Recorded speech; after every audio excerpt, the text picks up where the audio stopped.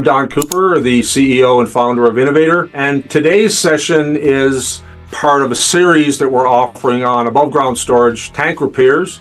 And today we are talking about the forge bonding repair method. Floating roof leg enclosure. The EFR legs are generally the roof area around it is generally a high stress point when the roof is landed, and so we've repaired quite a few cracked and corroded weld seams around the leg where it meets the roof. This is our latest design. We've tried several in the early years, but we've settled on this cone-shaped design. We have a gasketed seal around the base of it, and then we have this clamshell that clamps on around the leg itself.